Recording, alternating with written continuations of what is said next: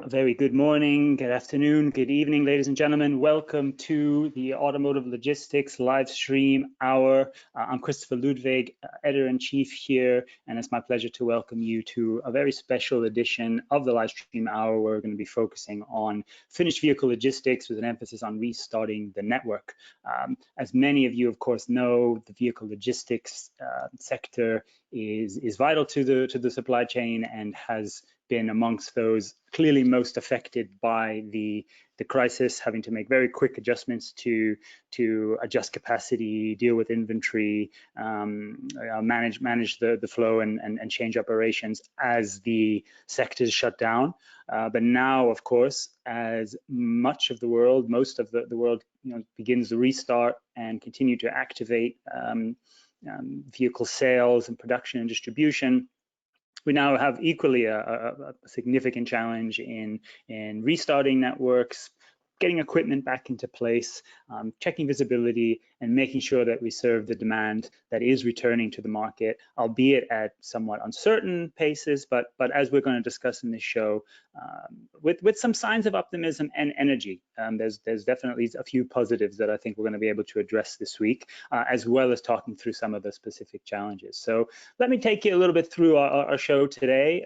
Again, it's a real pleasure to have so many of you joining us again, as you do often each week, and from around the world. So we'll be talking again on finished vehicle logistics on a live stream hour, and we're doing this as in partnership with our partners, and so a big thanks to them. Proact International, a key vehicle logistics IT and technology company with whom we'll actually spend some time speaking today. CNW Courier Network, again, a very critical, important premium freight and expediter that serves the automotive supply chain globally. And Fract Logistics Solutions, which is another important vehicle logistics technology and software provider, which has some very relevant services, not least during this time. As mentioned, we have a great panel and set of guests today who are going to be spending some time with getting into the nuts and bolts of vehicle logistics networks, challenges, and technology. We'll have Darren Acker, who's a senior national manager for vehicle logistics at Glovis America, which is of course part of Hyundai Glovis, a key part of the Hyundai Motor Group, which serves Hyundai, Kia, Genesis brands, but also has logistics services around other industries and other brands. And that's partly what would be an interesting perspective to hear from Charles Franklin, someone many of you in this industry will know well, who has been with Glovis since earlier in the year. We're going to be talking with Charles about some of the key opportunities in the network right now, and particularly from some synergy point of view.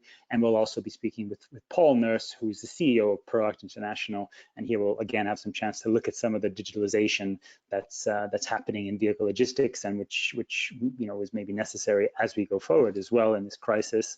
So this is going to be our running order. We'll be with you for around about 80 minutes. We'll kick off with the roundup as we do each week, and some of the specific finished vehicle logistics challenges, and then we'll move through some short interviews with each of our guests on those topics, and we'll bring them all together for panel discussion before we close. Throughout the live stream, please send your questions, comments, agreements, disagreements, and we'll address them to our guests, either individually or to the panel. And that includes, comments that you want to make, updates from other sides, other regions. Our guests from Glovis today are based in North America, so we'll obviously be spending a bit more time with them talking specifically in that context. But obviously, we look globally, and so anything you'd like to share from other points of view, please do, and we'll be very happy to share it. You can also put your name and company when you put your question or comment, and we'll obviously also share that. But let's just start before we get into FTL on some of the key headlines and topics across the globe this week. Starting in China, we were starting to see perhaps some more positive news there in the market, as May sales were up 12%. So some potential signs of a V recovery. I think it's too early to say whether that will sustain as a V, but we've gone from the down 80% in Feb, down 40% in March, up 4% in April, and now up 12% in May. So that's certainly a positive direction, and one that everyone will be paying close attention to. We've seen further, focus and investment in the electric vehicle supply chain in China. This isn't necessarily new, but it was a big moves by Volkswagen in the last week, which I think is telling, especially at a time of crisis, and that there's big investment taken in a Chinese car maker and in their own joint venture, very focused on electric vehicles, as well as a battery maker, all of it in Anhui province, which is certainly looking to set up as an EV and battery hub. From a logistics side, though, there's still disruption. We see the container shipping industry stabilizing to some extent, but plenty of blank sailings still scheduled, and that's going to be the case across the coming months. So again, still many challenges there, but obviously positively there. Just a question that just came in. That's the 12% growth in May from May in 2019. So that's a year-on-year growth for China. Renault, moving too quickly here, I don't want to spend too much time here, but I think it's worth pointing out that the Renault-Nissan strategy announcements have big impacts globally, including out of Asia, where there's going to be a lot more platform sharing, a lot more focus on different regions, with Mitsubishi taking ASEAN, Nissan focusing aspects of Japan, North America, and Renault, lots of parts of Europe, Middle East, Africa, Russia. There's some capacity changes which are going to influence the globe, many regions, including in Indonesia and ASEAN, where Nissan will close a plant, and there'll be lots of other impacts across the supply chain too. And I just highlight it because I think this is the first. This is not the last we'll see of this kind of further alliance collaboration within that group, but also across others. And actually, we see a few that are already picking up in regions like Europe and elsewhere. Still, obviously, the 45% sales drop in Japan, so we can see the impact there. Less than other regions, but still significant. And again, Korea continues to be pretty strong, with the brands having registered positive growth in May, but they're hit hard on export. And saw some further announcements that Hyundai and Kia will slow down production and close some of their key plants for several days more in June on that low demand. So again, that will impact on the global supply chain and on the flow and operations of products. India is still very much getting back into things. Maybe too soon to talk about real progress there, but from 100% down in April to some brands starting to come back to life in May, there are movements, but there's still a lot of supply chain issues there. Moving on to Europe, again, won't go into all the detail here. The restart continues. There's a few more brands which are turning plants on this week, and a few more still to come. Some are still waiting, like, for example, Vauxhall in Ellesmere Port, Rüsselsheim in Germany. We understand they've yet to start, but largely most have started in a reduced capacity. We did, as I alluded to, see some of those early signs of capacity adjustments, plant closures, network adjustments. Renault will close Barcelona. Is going to review capacity globally, but also particularly in France. So we may see more moves there. Delayed expansion in Morocco, Romania, and Russia potentially under review there as well. So again, I think it's not the last we see of it, but certainly some of the early signs to come. Again, on that point of platform sharing and cross-building, again, just accelerated moves in that direction. Opel's going to build a PSA model, the DS model come next year. Ford, Volkswagen have solidified their partnership further on sharing EV platforms and vans. We'll see production of that in Europe as well. So more of that. And there's also been movements in the EV supply chain as elsewhere. AMTE has announced a gigafactory to be built in the UK. There's still been a number of battery factory announcements over the period even of the crisis. So we still see a strong move from Europe in that direction. And again, on the kind of demand side, whether we can call it progress yet, I don't know, but France and Italy sales in May, 50% down year on year. That compares to 90% down in April year on year after those markets started their dealerships again for the first time in early to mid-May. Still too early to talk about recovery, but obviously there's a direction there and people will be watching very closely. France already announced its incentive program. We're somewhat waiting for Godot when it comes to the other incentives, unless I've missed something today. The German the auto Gipfel, which was scheduled for yesterday, was postponed, and so with that, any discussion or announcement as yet on the incentives that are expected there. The EU package has not outlined anything as yet. Spain has hinted at support, still waiting on the UK. So that will likely play a big role for Europe in the next couple of months, but there's still a lot of questions on moving through the phases of restarting and reopening, and that is still going to be the key thing moving into the supply chain there. In North America, again, a bit more positive signs from a sales and demand point of view, as many of you will observe, with May sales starting to point towards higher direction. Hyundai sales were down 13% year on year, so potentially less of a decline than some expected. The US SAAR estimated to be much higher than it was in March before the crisis. So again, some paths of recovery. Still a bit too early to really talk about that in big detail, but undoubtedly there's some news, positive news there. And we see the restart continuing, and I think particularly it's in Mexico, where everyone has their eye looking closely. There's a few more plants that have opened from FCA. Ford has opened a few more of its plants there. Volkswagen and Audi, after a delay, are set for June 15th following the approvals from Puebla. Again, there'll be a big question marks around the stability and whether those startups happen and continue, given the stage of the crisis in Mexico. That remains a major risk here, but it continues to see more things turn on, more of the network turn on, and that particularly is relevant to finished vehicle logistics, which we're going to talk about shortly. So, coming on to our main topic, as it were, then, I think one of the big questions that we're looking to address here as we reactivate the network, it's both the challenges that we're facing, whether it's the inventory side, managing the overflow of inventory earlier in the crisis, perhaps now in some cases product shortages, reactivating the network, taking equipment out and getting it back in there, liquidity issues, the adjustments that we've had to make in the post of the crisis, cost issues. But then looking ahead, I think it's also important to think about some of the changes that might accelerate out of this crisis, and we'll talk about them, whether that's the technology and optimization tools, which are becoming more important, whether it's a wider shift to online sales and contactless delivery, or indeed new ways of working in collaboration across the network. So that's some of the key questions, certainly, that's been on our minds at Finished Vehicle Logistics and Automotive Logistics, and what we're going to bring to our panel, and very keen to hear from you.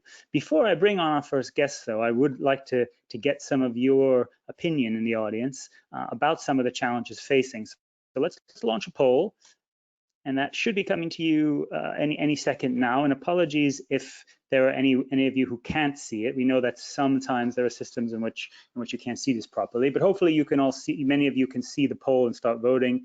The question is, besides demand, what is the biggest challenge facing vehicle logistics and distribution in let's say, the second half of the year as we move on? Do you see it as logistics, asset and capacity planning? Is it inventory management? Is it the transport lead time and disruptions to those lead times? Is it, again, the liquidity issues that we see in the industry and in carriers, for example? Or is it adapting facilities and processes to be COVID safe?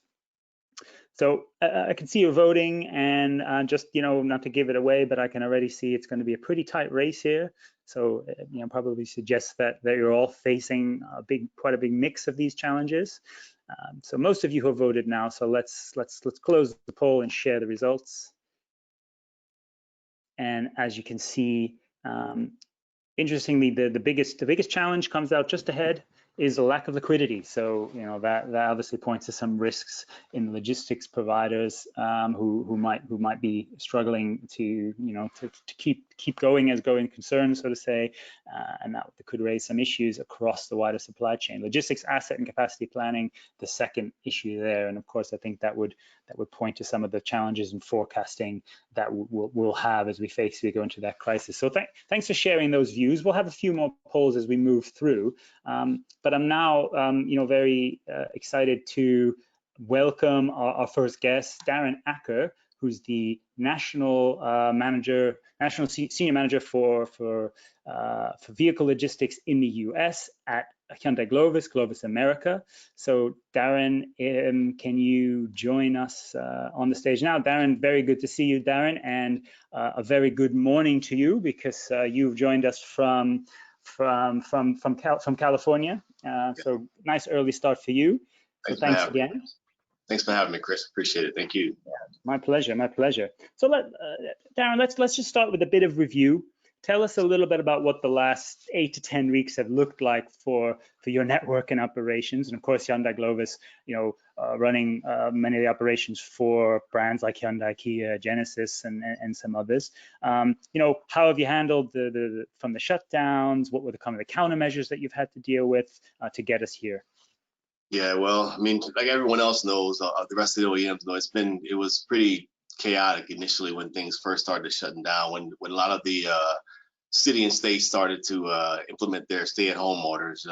Obviously, a lot of the making determinations as to what was considered essential services and whatnot within our dealer networks was the part that really started to make things happen for us in terms of planning wise. So, our dealers did, shut down, stop taking deliveries. So we had to quickly, react to dealer management and determining what dealers were open, who was taking cars and whatnot, and how things were going to flow through the supply chain from that perspective. So so our initial reaction was obviously to start to manage the inbound inventory and the outbound inventory to make sure that we didn't create situations at our ramps. And so we held a lot of inventory at the origins. That was our first reaction. Obviously, working with our regional sales managers to understand with the dealers, their hours operation and how they were going to handle the inventory on the ground at dealerships.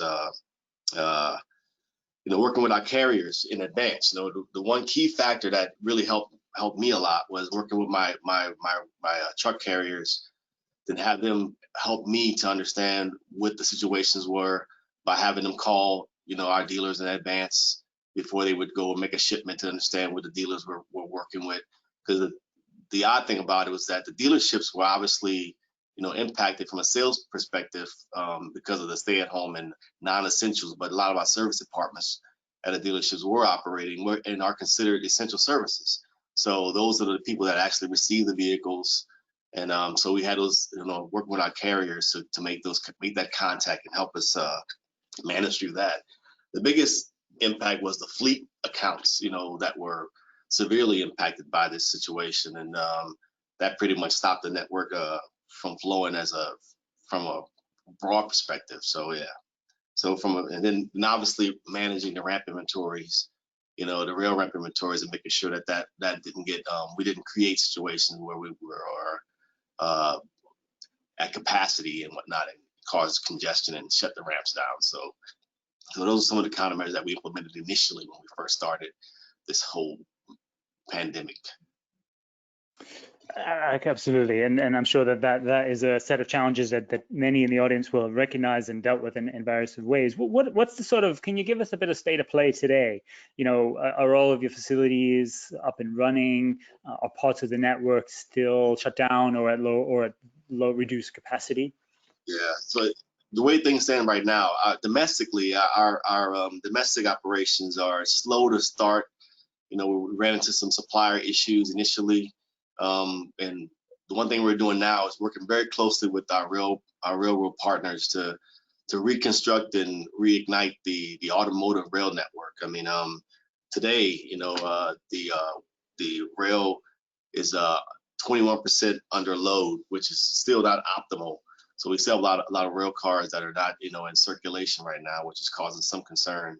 And we have, and our railroads are being at the automotive network has pretty much been dismantled because of this. They're utilizing merchandise trains, which is going to create some issues with transit times, things of that nature. So trying to get, forecasts and adjustments to our lead time and transit times is critical. That's a big factor when we're talking about shipping cars to make a monthly wholesale when we're going across the country from the plants in the southeast there. So That's a pretty big challenge there, and obviously, some of our rail ramps have also altered their hours operation, because of the of not having as much work. So it's funny how that works. Some people have uh, they're reducing the labor force at the ramps, and then some of the hours operation have been altered. But we have a lot of products still coming into these ramps as well, and the flow of them still needs to take place. So those are some of the things we're running into right now as we restart. Okay, yeah. And so it was interesting. There was a question that came in as we went through. It said, found it perhaps counterintuitive that there weren't rail cars available given what was happening. But I think what is worth clarifying is that obviously the railroads had to lay up a lot of this equipment and Right. put it in storage during the period of the shutdown for various reasons, also to protect that equipment. Now it's a problem. It's an issue of getting that capacity back into the network, and at what speed and level given the demand. Is that correct? Exactly. Now we're working with our partners daily to forecast, our production and how our allocations will be moving, so to give these guys as much time as they can to situate themselves in terms of the equipment, and not only the equipment but also the rail crews too. The rail crews are another big factor, that they need to get back in place and to be prepared to handle the volume as well. So it's been a constant discussion daily. So I can imagine, and maybe just the last point on that is there with your partners a sense of when things might be able to stabilize or get a little bit more back to normal, or is that something that they're being very cautious about, given all of the demand potential issues and other kind of issues across the network?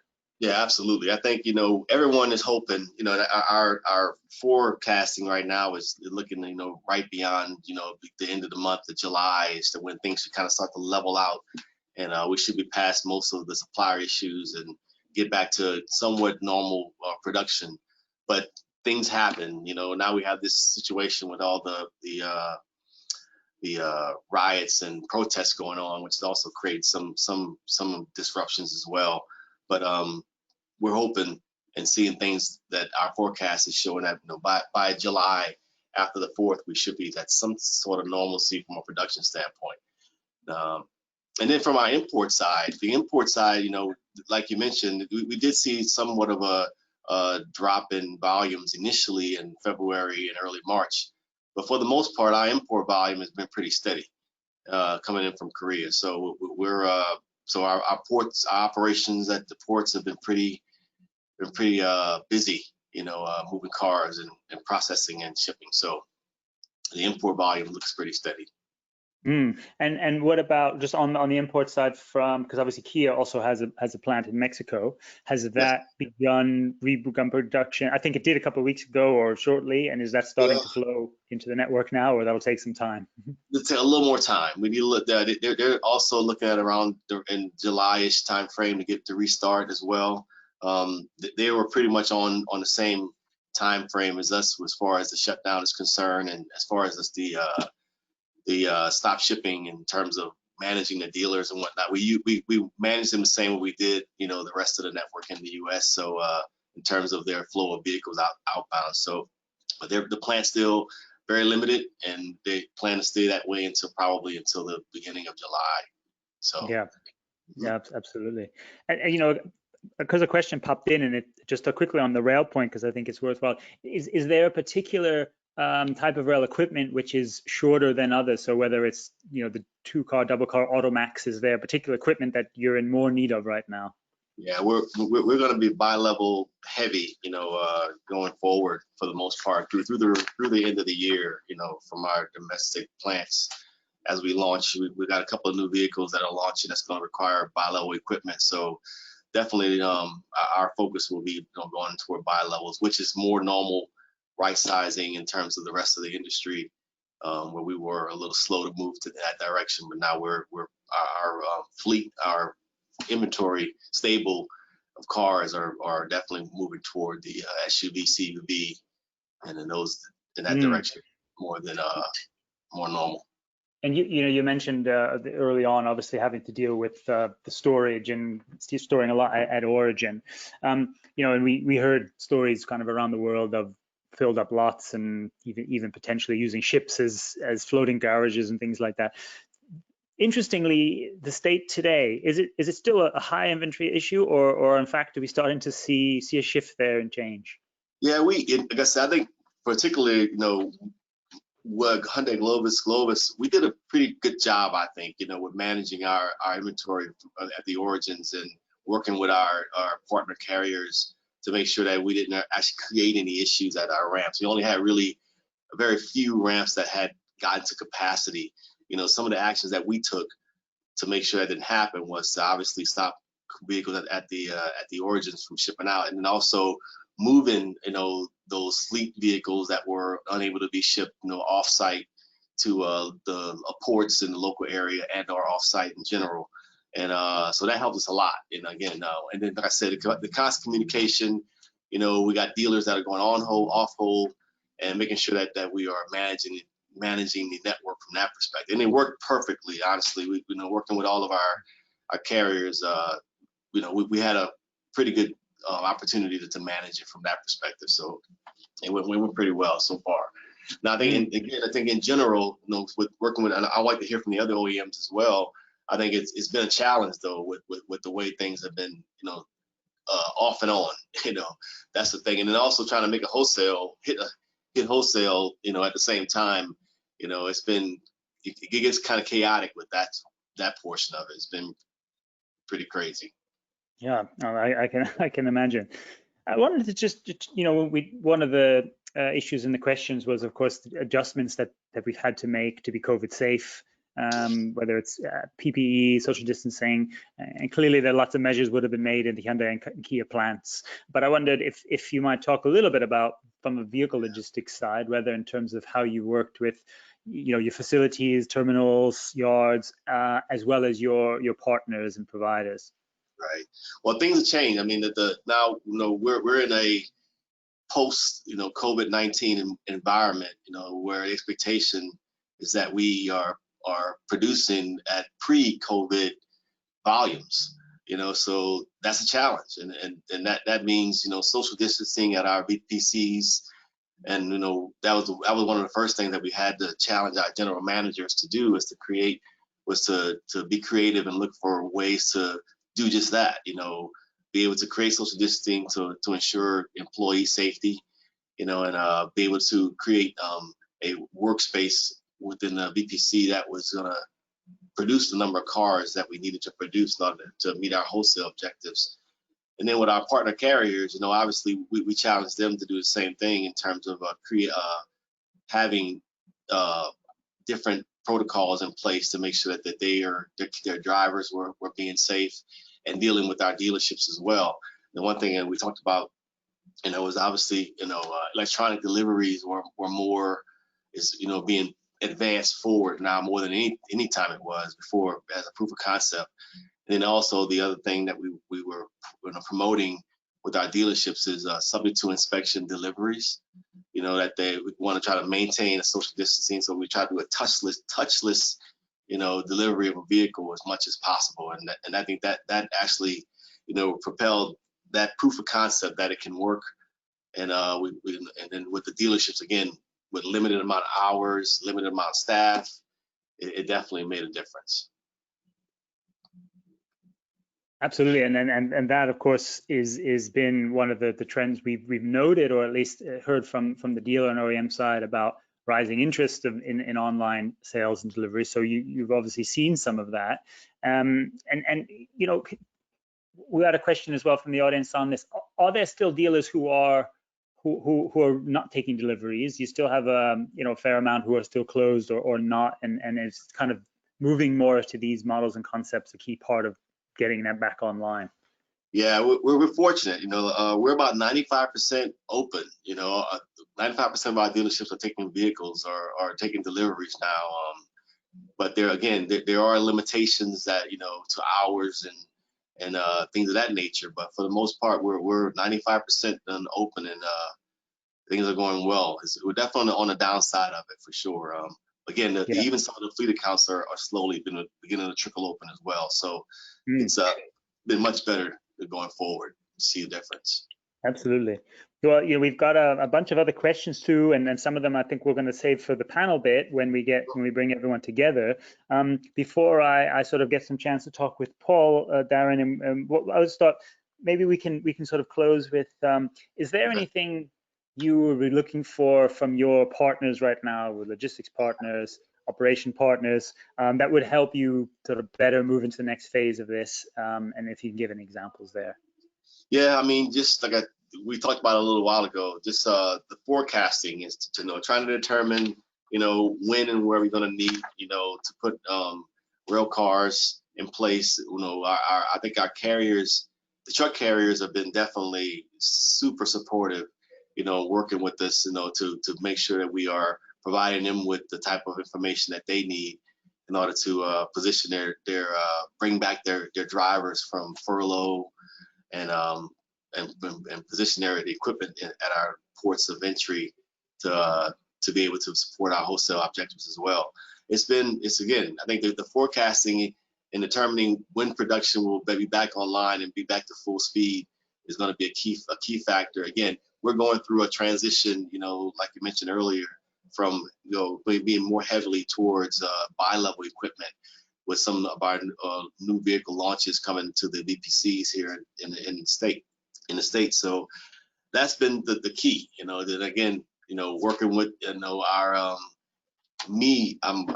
I'm a member of the Automotive Logistics Steering Committee, and we work together with the other OEMs to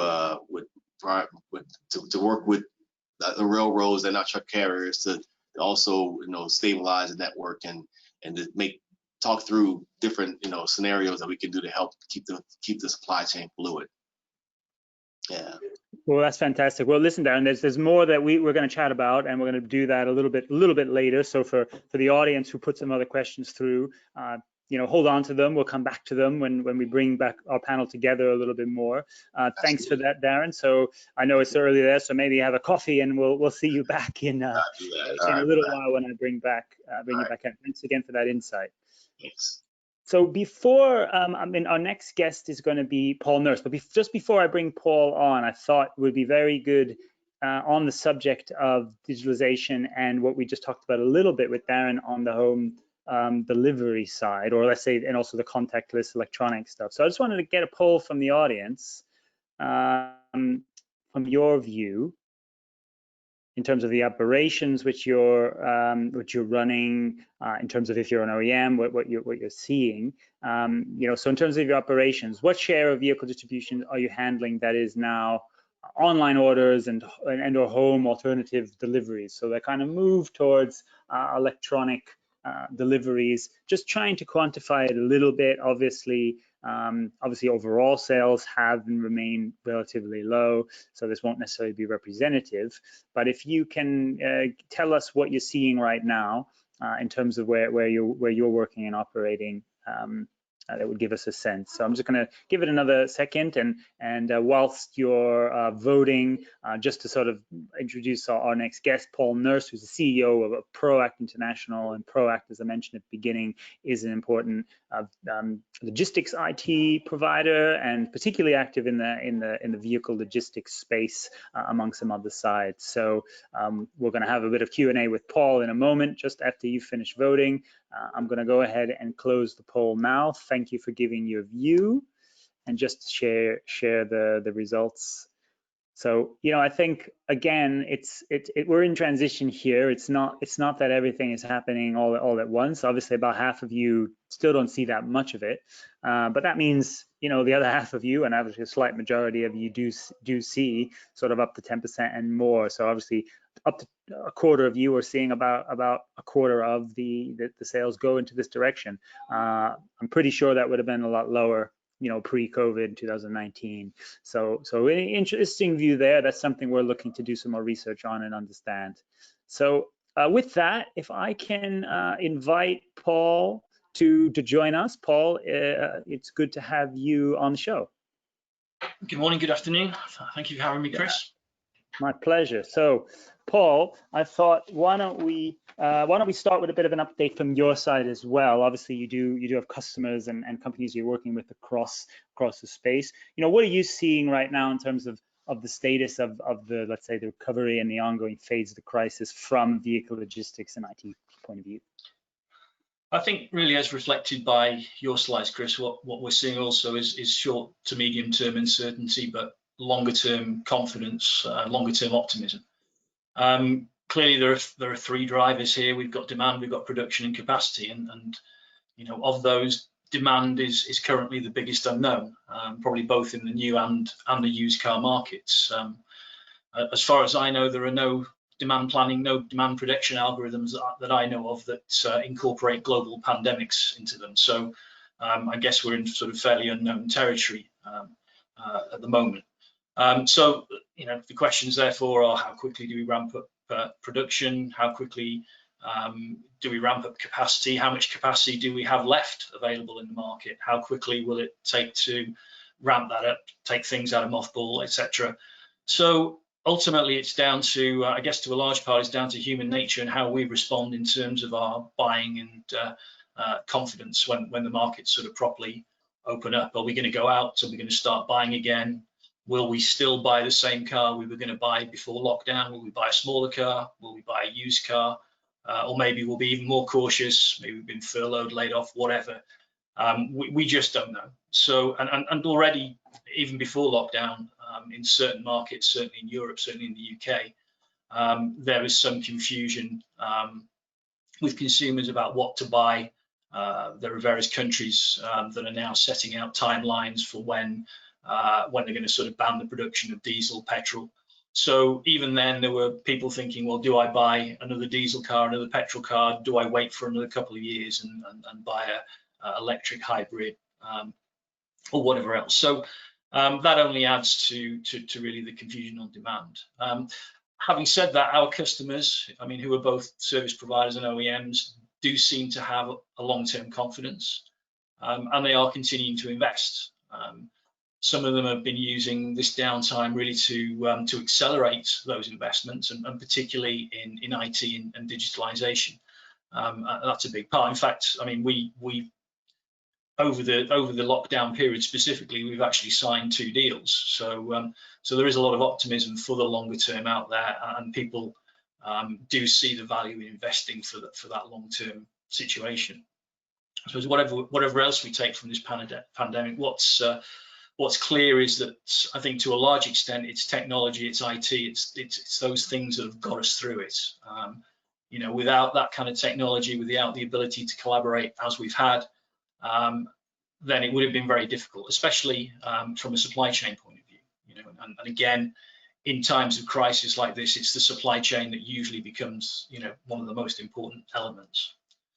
So I guess, as I said, short to medium term, the ramp up is going to be nervous, it's going to be bumpy, but again, a lot of the sort of the investment is certainly in terms of IT.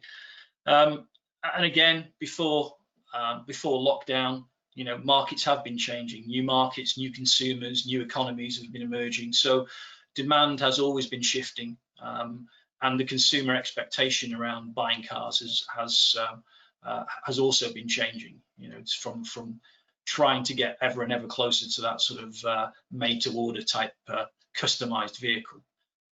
So, you know, as we see it, there is investment going on. Certainly, the IT investment is going on. There is optimism that we can establish or re-establish the volumes to some kind of sort of pre-lockdown normality, but it's probably going to be a new normality. And again, having said that, it's probably going to be the same normality we were always heading for, but probably just a bit more accelerated now. Yeah, well, first of all, encouraging that there's been some long-term thinking and movement even during this time. Can you give us any specific examples of where you think from a vehicle logistics, you know, IT and technology point of view, that this is particularly accelerating or could or should accelerate? Well, I think accelerating is the right word. I mean, I don't think there are any sort of radically new technologies that have come out of this period, but basically it's, I think, focused people's minds, and a lot of stuff that maybe was on the back burner will now to get activated and move forward. Why? Because, well, I suppose you could say that, you know, over the last few weeks, technology has come of age. As I said, technology in various forms has sort of carried us through this period, and certainly from a supply chain point of view. Without it, things, I guess, could have been a lot worse. Online has taken the place of physical retailers or dealers to some extent. So again, that's only going to grow. It's proven itself as an enabler. So not just to businesses, but now to individuals. I mean, you know, products like Teams and Zoom, WebEx, and all those kind of solutions are now familiar, not just within businesses, but to individuals, you know, young and old. Communication, collaboration. I mean, that's now entered, I guess, new realms. It's no longer a business term. Everyone is doing it. So, you know, importantly, almost everybody now can see the potential benefits that good IT can bring. It's opened people's eyes to all the different possibilities, you know, both in life and in business. For finished vehicles, I guess for many years, you know, we've always tried to get this goal of getting accurate, detailed, seamless visibility across the entire plant to dealer supply chain. And with that level of visibility, you get control. And if you have control, you have the tools then to make things more efficient, to become more agile, etc. And still many companies are striving for that level of control. I suppose what's changed is now that there is a realization that uncertainty can take many forms. I mean, you know, who'd have thought it sort of 6 months ago that it would be a pandemic that stopped the economy? You know, you probably wouldn't have thought it. So the need for agility is even more paramount. So a lot of that agility comes from having accurate systems, from digitalization, from being able to react quickly to the market, to knowing exactly what's going on in your supply chain. So I think a lot of people are now maybe thinking it's time to stop just planning and time to start doing. You know, and there are a lot of technologies that have been out there. You know, we have had GPS for a long time. We have more of that coming from vehicles, from their own telematics. You know, we have more intelligent devices, handheld devices. We have more collaborative ways of communicating with each other. And I think it's using those technologies now that, you know, those are the conversations we're having more and more about with OEMs, with service providers alike. So, and there are other technologies, you know, that are sort of related, indirectly related. You know, things like 3D printing and production technologies are probably taking us closer and closer to having a sort of more custom-built, customized, made-to-order vehicle. And again, that's clearly going to change the way the supply chain goes going forward. What hasn't changed is somebody will always have to pay for that. Somebody will always be looking at cost. But if you have that solid, accurate, detailed visibility, seamless visibility, and you have that level of control, then it is really the primary enabler, the primary tool really to reduce cost and create those efficiencies going forward. So as I say, it's not a radical change of technology, but it's now the realization of what technology can do. Absolutely. So Paul, before we sort of move on, because then we'll bring it back into a wider discussion. You know, do you think, in your view, there are companies which are moving faster than others, and whether that's automotive or not? So from your point of view, who's sort of making the quickest and fastest changes here? Well, I mean, I don't think you can pinpoint any one company. There are many companies, including automotive companies, that are pushing sort of innovation. Historically, to date, that has primarily been at the consumer end. So it's really creating innovation that's useful to the consumer. I mean, our hope is that more of that innovation, you know, is shared with the supply chain, and that there is realization that there are real benefits from not just investing at the consumer end, but investing in the whole sort of supply chain elements of what we do.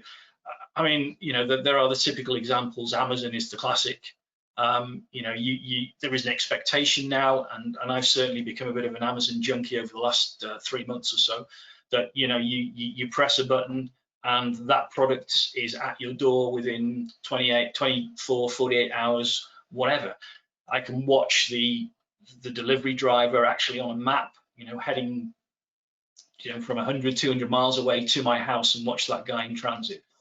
All of those things are really impacting on expectation, the consumer expectation. It has been for a long time. It's not just a result of the pandemic, but certainly the amounts of products, the amount of deliveries that have gone to online home delivery over, again, the last 3 months, it is clearly massive, absolutely massive. We order online, we do the customer services online, we get our tracking online. We get, at the moment that package is dropped at your doorstep, you get an email, you get a text to say that that thing has been delivered. That's the expectation. That's where the market expects us to be, and that's, however long it is, that's where automotive is going to need to be, because certainly within the younger generation, that's what they expect, and anything less than tomorrow is a letdown. So everybody's trying to do it, but there's so many different rates that people are actually achieving it. Absolutely. Well, thanks for that view, Paul. And I think there's more of that we're going to come back to when we open it up to the panel discussion. But thanks for sharing those insights. So we'll see Paul when we pull our panel back together. So thanks again, Paul. And for our next guest, as I mentioned, at the beginning, many of you who've been in the vehicle logistics industry will know Charles Franklin, who was more recently at American Honda, has now joined Glovis America, and we can see it in all there. Charles, very welcome, and very nice background there too. Thanks again for joining us this early in the morning, and I'm very glad as well to see you sporting that beard too. So that's the COVID beard. Yeah, exactly. We're all sharing that. So Charles, let's start. You're responsible, in effect, for extending Glovis logistics management services to other customers, right? Not beyond the Hyundai group. Has this crisis proved the time when business has broadly stopped, or in fact, have you seen opportunities? Can you give us a characterization of what's happening now? First of all, I'd like to say huge opportunities, and also I'd like to say hello to everyone, and I hope anyone who may have been impacted by this virus that you're making it through, and we're with you if you have been. But going back to business stop, business paused, but it did not stop. And in fact, for me, it's been on fire from a number of different perspectives. First of all, yes, you don't have the face-to-face interactivity, so you can get that human chemistry. But now that people have been locked down, they have opportunities to focus on other projects that may have been put on the back burner because they were in the middle of moving their cars. And so with that, we've been working with a number of companies on future developments and things that they haven't been able to work on. And then piggybacking on Paul's discussion, with the online consumer, we're actually in development of direct-to-consumer delivery capabilities, which we should be rolling out later this year. So been a lot of opportunities. In addition to that, you have a lot of upstart and EV organizations that, even though the pandemic is here,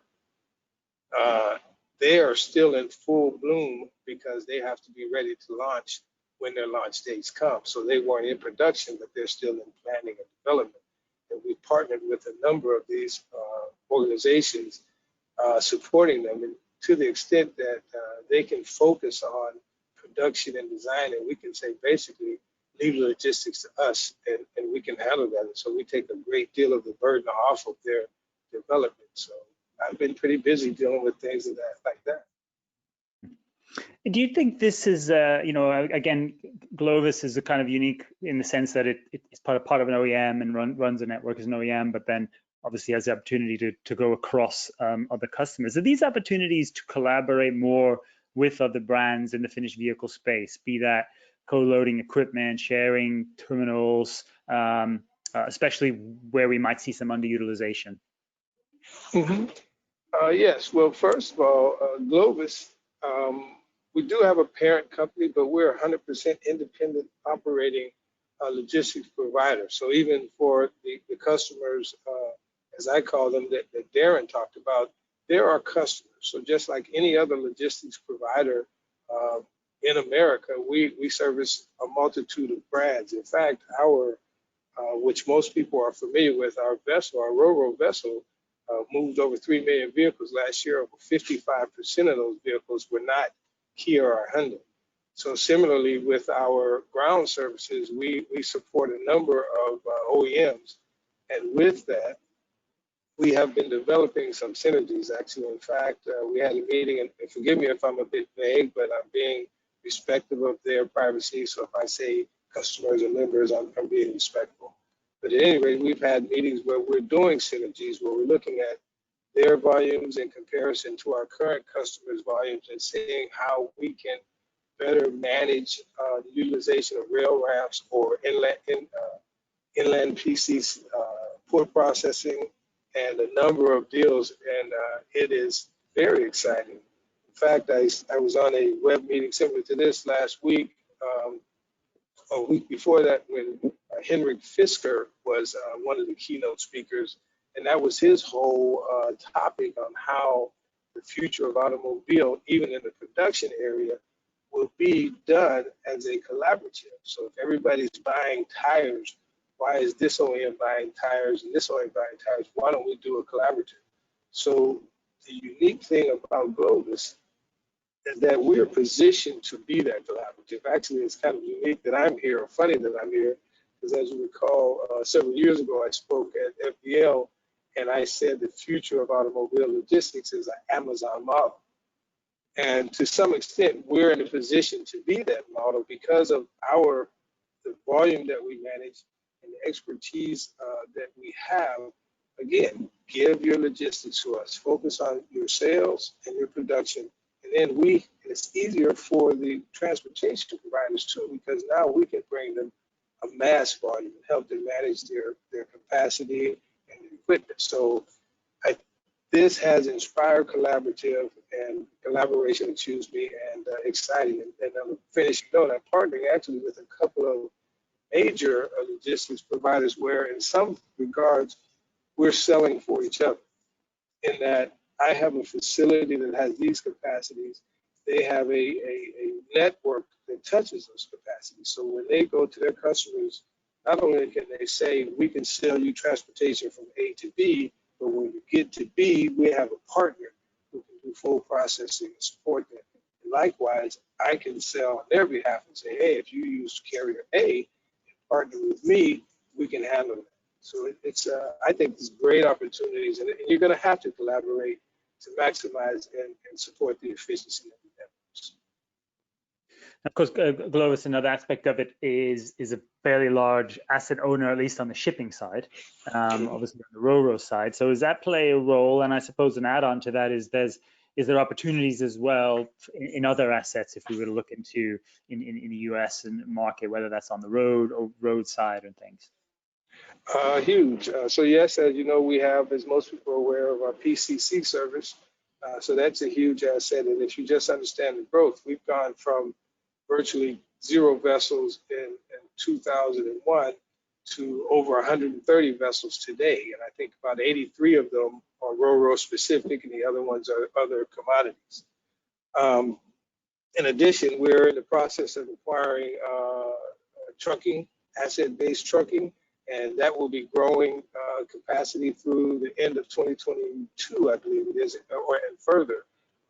As many of you know, or maybe you don't know, but we just completed a over $200 million renovation in Philadelphia, where that's one of our assets, which is a state-of-the-art Ro-Ro facility in Philadelphia. And we're seeking other opportunities as I speak to continue this asset development, as well as we have inland processing center services. So to answer your question, it's a huge advantage to have these assets. And I'll just brief, and I hope I don't sound like I'm selling, but maybe I am. But one example of having the assets and all of the complete network. We had one customer, OEM, who had a vehicle that was launching and had a launch in Europe. But the vehicles were produced and they had US qualification or specs headlights on them. They had to make a decision. Do they delay the launch in Europe and fix the vehicles here, or do they ship the vehicles to Europe, delay the launch and fix them there? We had a solution for them. And we said, look, you don't have to delay it. They said, give the cars to us, send your parts to our port. We will get customs clearance for your tax. And we actually allowed them to park their vehicles on our ship. We put space between them. We put the parts on our ship, and they actually retrofitted the headlamps while the vehicles crossed the water. And they arrived on time, and launched on time. We couldn't have done that if we didn't have the asset capacity there. Okay, interesting. Well, interesting as well to know that there's the truck-based investment happening too. That's something that we'll certainly be interested to follow up on. Maybe a last question before we go into the panel. Broadly speaking, do you think vehicle logistics are competitive advantages for OEMs, especially if we're looking at this period? You know, as we come back online and perhaps demand recovers, is vehicle logistics competitive advantage or more of an operational necessity? It's a competitive advantage. I've always said, and maybe it's because of the roles that I've held since you and I have met, but I feel that logistics is the most important part of a product.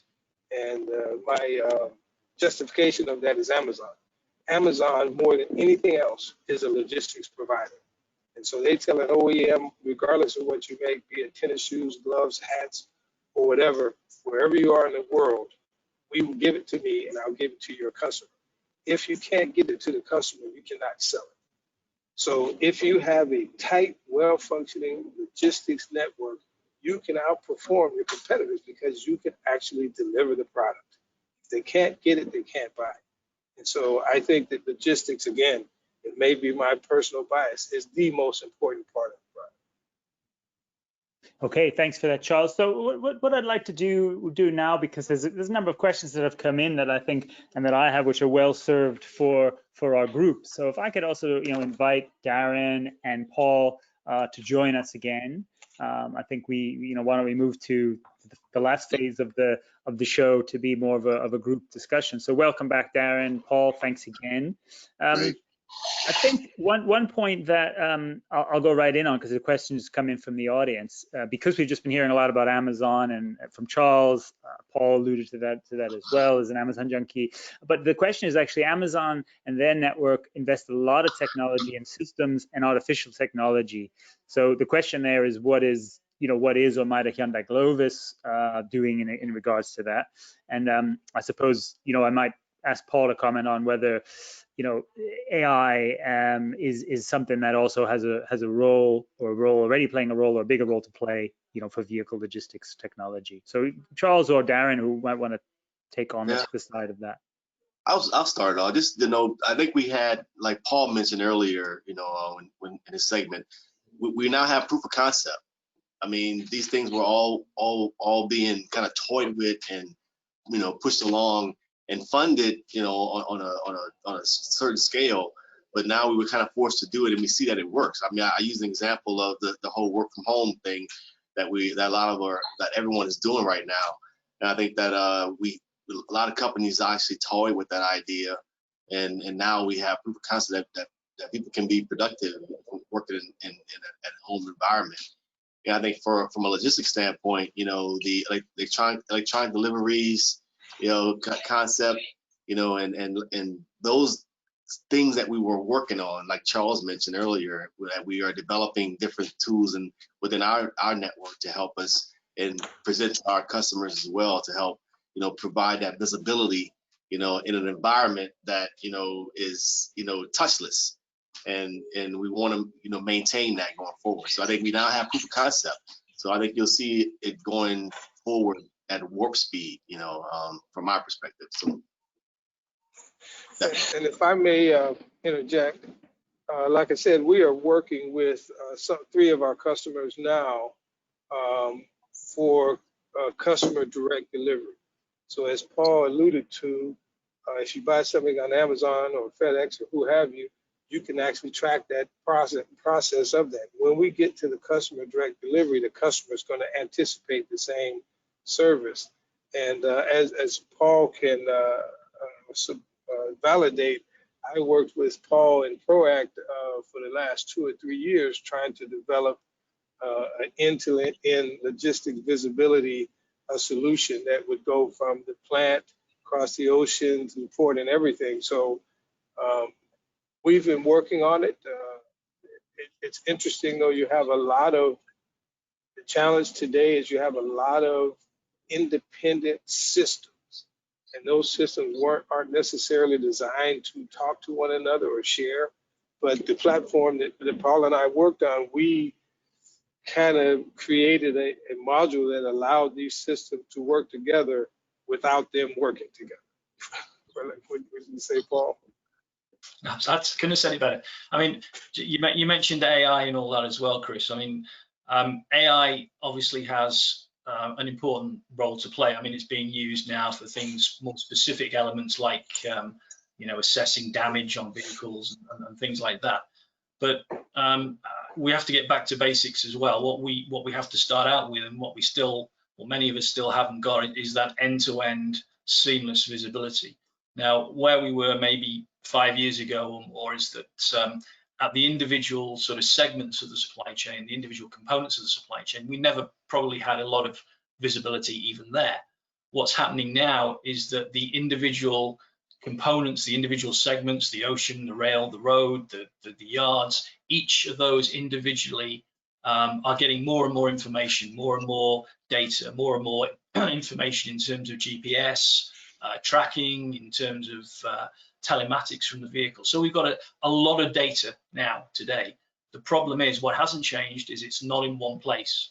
It's not central. It's on disparate technologies in different locations, in different contexts, and on different technologies in many cases. So the challenge is still really to bring all that data together into one place, have it as a consolidated, seamless pool of data to know and interpret the consequence of what is going on with that data. And that's where AI starts to play a role. But without that level of data, without that level of visibility, central visibility, you know, AI can't function. You know, a lot of these things can't function without the big picture in one common seamless form. And that's, as Charles said, that's what we've kind of spent many years sort of investing in our product at Proact, is trying to get that one end-to-end seamless picture.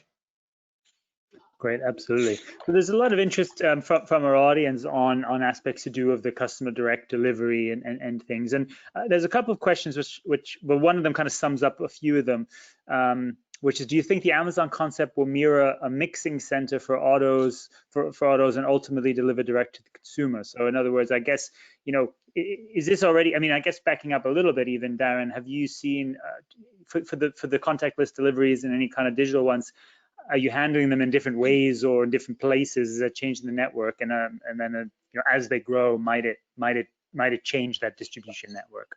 I think it absolutely will change it. I think you know, what Charles has been talking about all along with the tools that we're using, you know, one of the things we're looking at right now is how we utilize Power BI and how it will integrate with our different systems and allow us to create that visibility across the network to be able to look at a place like Philadelphia or Shreveport and be able to utilize those locations like, you know, an Amazon distribution center will help us to do just that.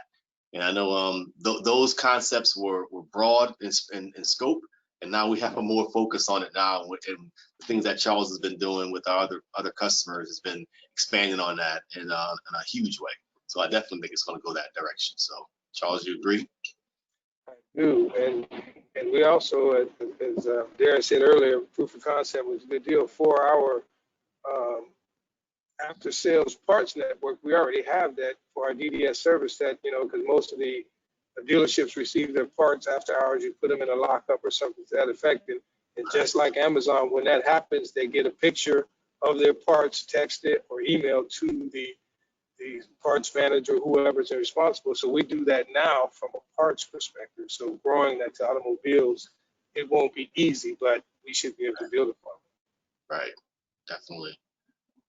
So I had another question from the audience that went back to something you talked about earlier, Darren, and the question Carrie Wall at Bill Frelick Insurance is, are the railroad unions working to increase staff or labor or have health care concerns sort of trump their needs to get the labor force back online? So I guess going back to the point around, getting the rails on back. I mean, maybe whether you want to comment on the unions or not, but what do you, again, just going on that point of the labor side coming back, which you alluded to. Yeah, I really can't speak on in terms of how with the labor situation when union wise from a railroad perspective is concerned. But I know working with my partners that I know it's a sensitive situation with being able to provide them with the information they need in order to bring these folks back to work and position them in the right places at the right time. So it takes time. So I would assume that's part of the negotiations and the workings through the unions to get that done. But again, I can't speak on how the details of it is. I know from my partners that I work with directly, I know they need time and space in order to make those adjustments. So that's what I can really say about that. No problem. And just another point from the audience that I think just wanted to make sure we covered. Someone was asking, because you mentioned the ALICE group and the steering committee, and they just were wondering if you can tell us a little bit more about what the major issues on the top of the agenda for that steering committee is right now. Yeah, well, one of the major things that I know the group is working on is making sure that again that we provide our TTX forecasting the information we need when it comes to they need in terms of plant closures, plant reopenings, and again where to position the rail cars as these facilities come back online. That's a key factor there to keep the network moving, and also obviously managing the inventory through the rail ramp network as well. There's a key factor that we've been talking about of late. So those are some of the key factors right now that are being focused on. Okay, fantastic. Right at the top of the hour, we took a poll and we asked the audience what they saw the biggest challenge was. And if you recall, I think the liquidity issue amongst vehicle logistics carriers came up at the top of the poll. So I just wondered if particularly starting with Glovis side, have you seen risks like that, or is there anything that you're doing with your partners and carriers to address that? Yeah, I think the liquidity and capacity as a whole is going to be a concern going forward, especially when we get back online. I mean, I'm concerned that once everyone's back online, if we don't get the rail car network and the rail equipment positioned properly, the capacity is going to be a major concern for all the OEMs. So I think that's why the committee that we work with and all the OEMs that's part of that group are working diligently to help mitigate that as we come online by providing information and working as a group, to make sure we can effectively, get the network started again. And it's going to be complicated. It's going to be a lot of moving parts. And I think aside from I forgot what the second place on the poll item was forecasting and looking ahead. I would have, if I would have voted, I was going to vote for that one as being the top issue, then obviously liquidity being second. I think they flow in that order in my mind. But again, I think both of those things are key factors as we restart the network and get back to get to a post-COVID-19 environment. Again, still looking at pre-COVID volumes. That's going to be, the challenge. And I know that's what we are challenged with right now, is getting back to that, getting to a level, where we have more the volumes there that we were working with before COVID-19, and we have, of an environment that's kind of spread out now, and it's going to be challenging. Do you think? Sorry, Charles, go on. Just real quick though, on that liquidity, the liquidity doesn't only impact service providers. As you know, a number of our major OEMs are facing some severe challenges as well. Right. And again, that, as always, challenge creates opportunity. So in the restart of this, for those OEMs who are in a position where their resources are stressed, we could potentially partner with them to help them reopen, or even after they open, because again, while you focus on your core function and cleaning up what the impact of the COVID is, we can partner with you to help deal with the logistics piece, as well as the other providers similar to us. So I don't want to oversell, but again, that does create opportunities for partnerships.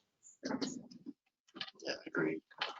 Absolutely, and I think, you know, one thing I would sort of note in terms of observing the global industry is an interesting, some aspects of solidarity which we've seen across the supply chain in terms of, you know, maintaining payment schedules, in some cases accelerating them, trying to support and recognize that. You know, in Europe we had some discussions there. Despite this crisis arguably being worse, certainly being worse than something we saw initially at the beginning of the financial crisis, we've seen less of the kind of tearing up of contracts and kind of immediately kind of trying to push down on. I don't pretend that that might not come in some point. Obviously, you know, there's reckonings and cost reckonings that I think supply and demand will dictate. But from our observation and the conversations that I've had is that there's been a strong sense of partnership and solidarity, and so hopefully that continues, and it will be critical in this next stage of the recovery as those volumes come back, because if the carriers aren't there to be able to do them, then the industry will suffer. That's true.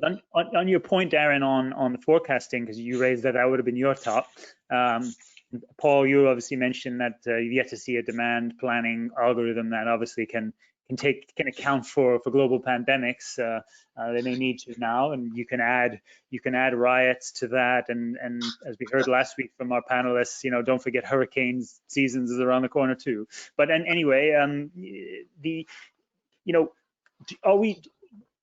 forecasting is always a key issue, and do we think technology, you know, other supply chains and industries are using pretty sophisticated technology, demand planning, sales and operation processes and stuff to try to better integrate this, whether it's improving the technology or improving the kind of communication, the partnership across the supply chain, reading it from logistics, reading it from the suppliers. Any signs from your perspective that this is starting to, that there's different processes or improvements starting to happen in your companies or in the automotive industry, perhaps compared to before? Maybe Darren, I'll start with you there. Yeah, I mean, I think it's going to grow, you know, more than it has ever before. I think just the idea of using AI, you know, to help us in this environment after the COVID-19 starts to stabilize, well, the volumes begin to stabilize after that. I think using AI in order to help forecast is going to be a key factor there going forward. I think Paul might be able to help me though, talk about it more so than I can, but I believe it's going to be, you know, the future of it going forward. Yeah, I mean, you know, that we're in a number of sort of bids with OEMs and other companies at the moment, and sort of demand planning, network planning, all those kind of things are key elements of those bids. Right. You know, there is always and we're not specifically a demand planning tool ourselves. We're more focused on execution, but it's always an integration for what we do on the execution side. And there are many new tools, there are many improvements. You can keep adding parameters to these tools to take into account everything you can ever think of. You can pull in AI to take that up a step in terms of the calculations. But at the end of the day, you just cannot sort of account for something like we've just had, you know. So there's only so far you can go with this type of projection tool. As I said, we're more focused on what happens then in the execution side, because it's great having a projection, but if you can't execute it accurately, you know, if you can't take that from planning to physical execution, then it kind of sort of devalues the use of that tool itself. So for us, it's about, okay, once we have the best projection we can get, is how do we then execute that? And that comes back to the things I mentioned about controlling process, about bringing data together, about having a seamless view, and reacting to consequence. Because again, all of these tools, AI, everything else that we put into place, it relies on having a seamless single pool of information across the supply chain. You know, that's what it all comes down to. And we can choose any tool we like, but that's the baseline we have to start from. Right. And I would also add, you know, just optimization, you know, going forward in a post-COVID-19 environment, you know, and being able to look at our network, you know, as a whole when it comes to dwell and lead times and whatnot, And like Charles mentioned about, working with other partners in order to create more opportunity for optimization is going to be a big part of it. The network is going to change. We won't go back. We won't go back to the way it was before. That's what I believe is true. That so we have to look forward, in terms of the new normal, and be able to, create, look for opportunity, create more optimization, and again, more efficiencies throughout the network as a whole. Reduce lead time, reduce costs, and get our cars to the dealerships damage free. That's going to be a key factor for me going forward throughout the remainder of the year. And working with Charles as we bring on new clients, and to help maintain an optimal network that's moving in an efficient manner. It's about agility. It's about the ability that when the worst does happen, you can change direction quickly, and move things around quickly. And that's what IT, that's IT. That's what it does for you at the end of the day. Absolutely. And as I said earlier, with customer direct, we're going to have that same visibility as FedEx and Amazon and the other folks, because the end consumer is going to be way more demanding than a dealership or a distributor. I think it's a strong point there, and obviously, one that's to make this industry much more directly customer focused as well. We'll support that agility. And just I think we're coming close to the end here. I think where I maybe would want to close would be, as much as we can on a positive side, if there's an example of positive change that you've seen, in the sector since this crisis and in this phase of it, something that you really want to ensure continues to develop and accelerates. Now, clearly, we've been talking about customer direct and online contactless delivery and aspects of that, which are key. Whether it's something along those lines, or even if it's something in your, in your companies and ways of working. Maybe Charles, can start with you there. For me, I would love to see the continuation and development of what I guess I'll call competitive collaboration. And what I mean by that is, along with other OEMs, all of us have the end goal of delivering our vehicles to our customers, as Darren said, undamaged. All of our vehicles primarily go to the same markets. You got New York, you got Chicago, you got Los Angeles. So we need to figure out how we can work together to get these products and still stay competitive. When I move brand A and brand B, I provide the same level of customer service, but we have to recognize that we're both on the same rail car anyway. We're both going to the same cities, and so we have to be more collaborative to make this network work better. And it helps the rail companies, because now they know, hey, everybody's moving their cars here. That's how we can put our resources there, truckers and everybody. So I'd just like to see this collaborative energy continue. Yeah. And I would say internally, from an internal standpoint, I think the stress of the pandemic has created, some very dynamic relationships, and open communication that probably wasn't as open before. I think it definitely has expanded that part of our business as a whole, and we're working a lot closer together. I think everyone's kind of feel a little exposed, so to speak, and so we're all vulnerable, and we're willing to share and collaborate a lot more than we were, I think, in the past, before the pandemic, at least. I think that helps us to move forward. I think we're progressing in that nature. So I think that helps us to develop solutions to help our customers and expand our business as we go beyond the pandemic going forward. So I'm excited about the future when it comes with I feel that type of collaboration, and as we work with our existing customers and future customers as well. Yeah, I think Darren has said it pretty all there, really. I think the level of support, the level of collaboration, the level of openness that we've certainly experienced in the market has been sort of quite heartwarming, really. Yes. So it bodes well for the future. From a technology point of view, as I said, I think everybody in business or out of business has now been exposed to a lot of technologies, a lot of useful, a lot of important technologies, and hopefully now that's something we can all build on. Absolutely. Well, fantastic. Well, gentlemen, I'd like to thank you all for your input and time on this. I think it's been some great and honest insight and sharing here. And there's a lot more to come on that. So we look forward to keeping the exchange going in the coming weeks and months with you and with our audience. So thanks to you, Darren and Charles in California, Paul. Thanks to you here in the UK and then all of you around the world as well. Just also a big thank you as well to our partners for the live stream hour and our festival transformation.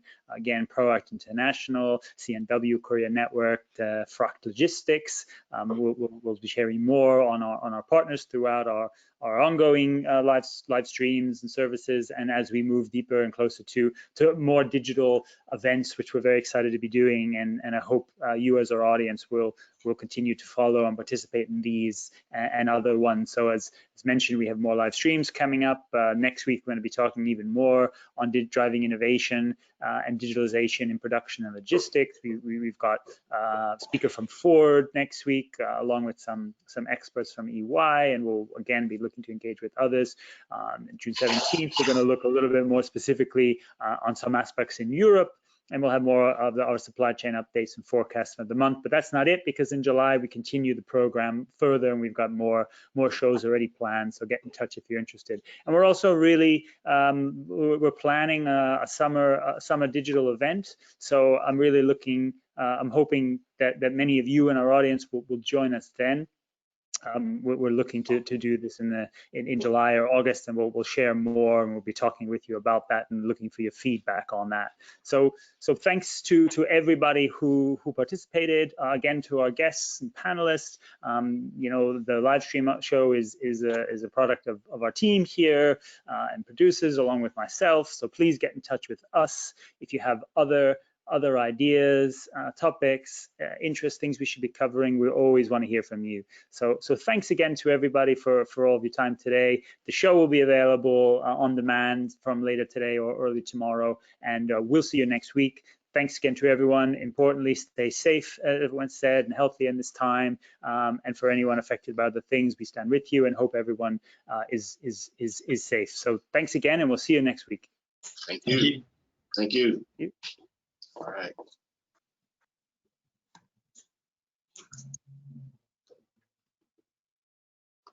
Just close it out.